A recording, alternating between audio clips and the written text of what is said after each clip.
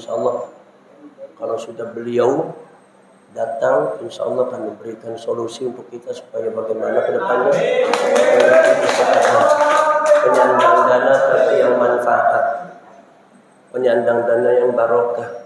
Jangan sampai dengan penyandang dana itu kita mengkhianati bangsa, kita nggak mau. Saudara-saudara sekalian, maka keadaan di pesantrennya Ki Imad, kalau seumpama panjenengan itu kekurangan bantal, apalagi nggak keduman apa nggak kaumanan makanan ya, udah maklumi aja, anggap aja puasa sunnah. Kemudian memang kalau di pesantrennya seperti ini, maka istilahnya orang buntet, pesantren itu memang sistemnya memang sistem praktis. Praktis itu ngelemprak pokoknya habis. Jadi enggak ada kursinya. Maka pesantren ini menciptakan orang-orang yang konsekuen, yang dikongkon orang kesuwen. Makanya hidupnya kiai itu barokah. Karena kiai hidupnya barokah, maka kiai itu biasanya fleksibel. Sekali template isinya tebel. Imam juga rupanya Imam juga dapat templekan juga. Makanya tadi beliau bilang us 20 menit aja biasa, kalau beliau agak sentimen saya. Ini adalah sosok saudara saya yang sangat berani. Saya lihat itu para jenderal-jenderal di atas tidak ada yang seberani beliau. Alhamdulillah. Tapi masih kalah berani sama Ki Imaduddin Al-Bani. Karena Ki Imad ini punya istrinya 2, jadi lebih berani. Makanya biasanya tes ombaknya, makanya selalu saya katakan Pak Dudung, kalau kalian melawan Mbak Alwi, udah nanti tes ombaknya belajarnya melawan istri dulu berani. Kalau sampai lawan istri nggak berani, nggak usah ngomong Mbak Alwi. Buat apa nyanyi Laskar Sabilillah? Ini Pak Dudung, ini kalau sikap-sikap mereka kadang-kadang terlalu vulgar, terlalu enak karena keluarga, Pak. Keluarga, karena memang santri orang NU nya seperti ini. Apalagi ini kan kebanyakan mantan muhibbin.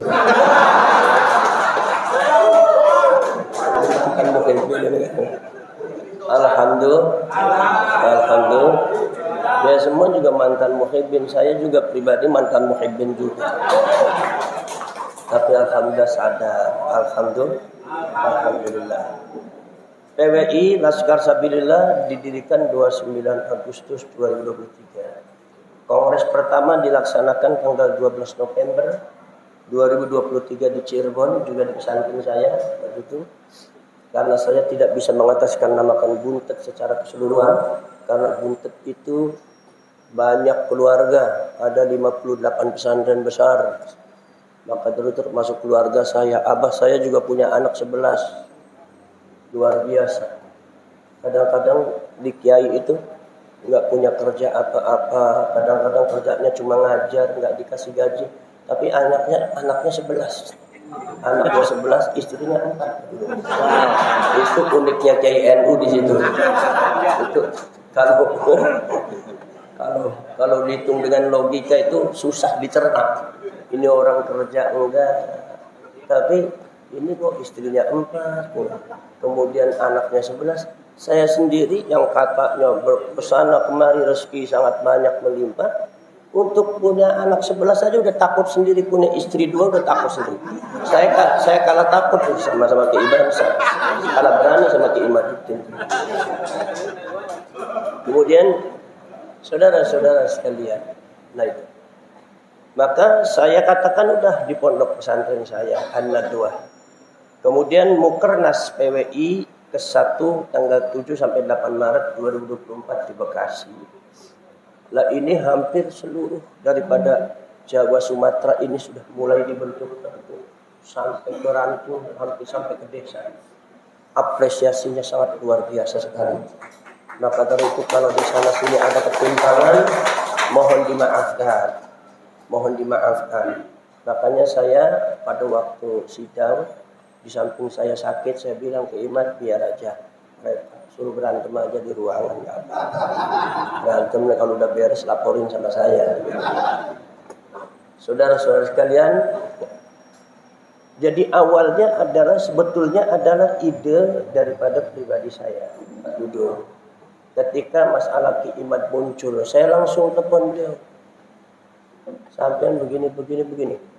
Bisa nggak panjenengan datang? Akhirnya datanglah formula, kita ngobrol masalah nasab.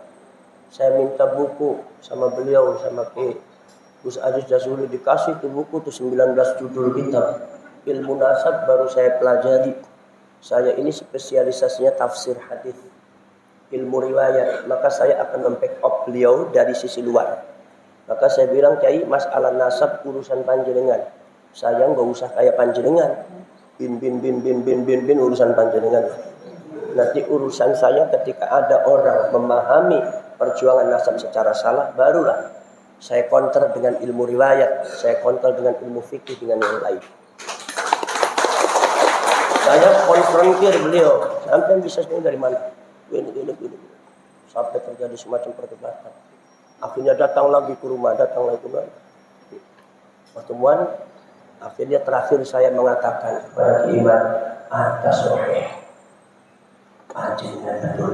Sekarang panjenengan buat mesin yang kuat, saya akan buat bodi yang kira-kira anti tembak. Maka buatlah PWI Laskar Sabilillah. Ini adalah bodi daripada perjuangan penasaban khususnya yang anti tembak. Maka kalian harus anti tembak. Saudara-saudara sekalian, kemudian saudara-saudara sekalian, akhirnya melebar pembahasan ini karena memang berawal daripada pengakuan pengklaim nasab kepada Rasulullah, mereka merusak beberapa segmen-segmen kehidupan yang ada di Indonesia. Itu awalnya satu, mengklaim nasab. Makanya pembatalan nasab ini sangat penting, Pak Jenderal. Karena tuh akarnya dari situ. Dengan pengklaiman nasab kepada Rasulullah itu mereka merusak bangsa, mengumpulkan masyarakat, kemudian mengadakan gerakan-gerakan politik yang ilegal, kemudian juga mencaci maki, menjatuhkan harga diri daripada pemerintah yang sah, menjatuhkan para ulama, para kiai seenaknya sendiri, kemudian pembelokan sejarah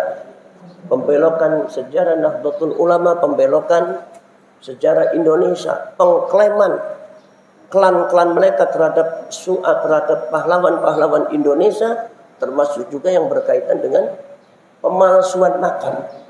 Mereka pemalsuan makam dibantu oleh orang-orang pribumi. Orang-orang pribumi ketika itu masih belum tahu, belum ada pembahasan nasab.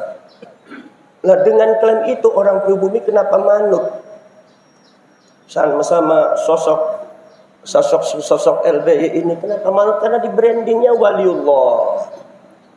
Ada yang mengatakan, Gus, kalau wali itu kan Gus bisa salah, tapi nggak boleh bohong. Ya. Kalau bohong bukan salah, bukan wali.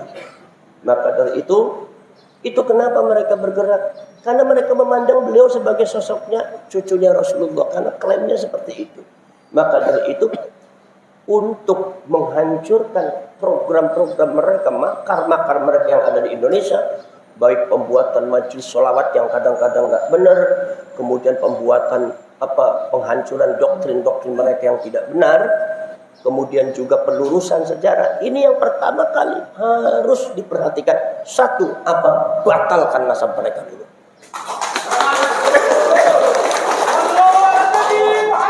Makanya saya bilang sama Pak Kiai Imad, nanti kalau di Semarang urusan jangan sampai kalah nih debatnya. Kalau sampai kalah, nanti yang pertama kali marah sama sampean ya saya. Kalau didukung-dukung kok kalah sampean. Koyo pemilu aja. Maka dari itu, saudara-saudarikan itu.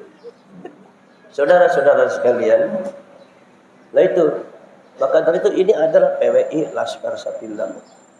Mudah-mudahan ini alhamdulillah di Rakernas ini kita telah membuahkan satu hasil kesimpulan yang sangat penting. Kenapa? Saya tekankan kepada kalian semua, tekankan kepada kalian semua untuk datang mengirimkan delegasinya. Karena Rakernas ini sangat penting untuk melangkah PWI di masa yang akan datang bagaimana. PWI walaupun itu yang menggagas saya, tetapi saudara saya ini PWI sudah milik kalian semua. Ini Laskar Sabilillah milik orang Indonesia. Cuma karena apa? Karena yang namanya Rasulullah bersabda, al-haqqu yajri ala, bukan Rasulullah, Imam Abu Madyan, seorang ulama besar, muridnya Syekh Abdul Qadir Al-Jilani, mengatakan, al-haqqu yajri ala alsinati ulama'i kulli zamanin bima yaliqu bi ahli. Kata Mbak Yai Soleh Darat, maksudnya adalah ketika terjadi kebatilan yang sudah dirasakan oleh umat Islam, yang sudah di dalamnya umat Islam sudah memendam lama bahwa ini mungkar, ini batil, termasuk masalah Ba'alwi. Ini enggak benar Ba'alwi, itu pendam. Maka Allah akan memberikan hak untuk memenangkan di atas mereka. Nah, hak itu diturunkan di atas lisannya para ulama. Insya Allah dalam hal ini diantaranya adalah Ki Imaduddin Al-Bantani. Itu yang saya pahami. Kemudian bagaimana kalau kalian semua? Kalau kalian semua bagaimana? Kalau kalian semua itu berdasarkan dawuhnya Rasulullah. Kalian itu sesuatu kelompok yang didawuhkan oleh Rasulullah, yang difirmankan oleh Allah, yang didawuhkan oleh Rasulullah 1500 tahun yang lalu. Apa? Sayati la tazalu ta'ifatun min ummati zahirina 'alal haqqi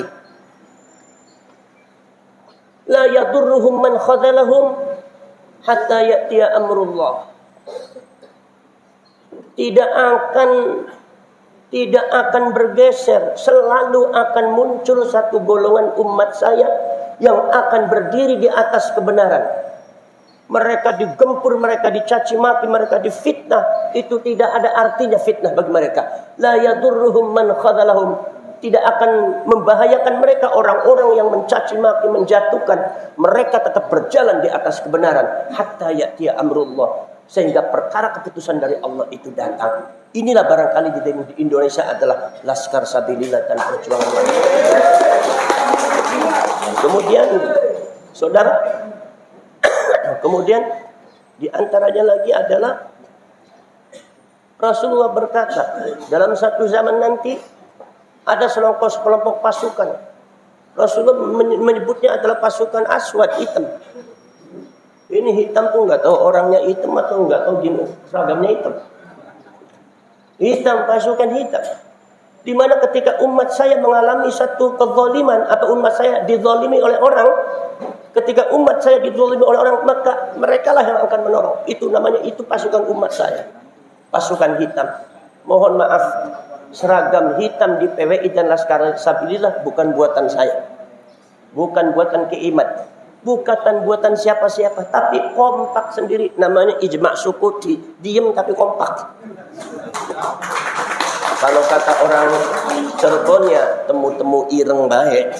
Ya udah, yang udah kebanyakan item-item, barangkali ini adalah garis yang sudah digariskan oleh Allah dan Rasul sebagai pasukan.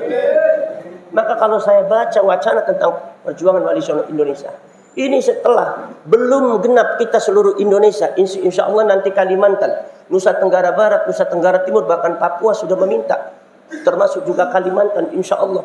Saudara-saudara, ini sudah ada meminta Pak Jenderal dari Jepang, kita akan buka cabang Jepang.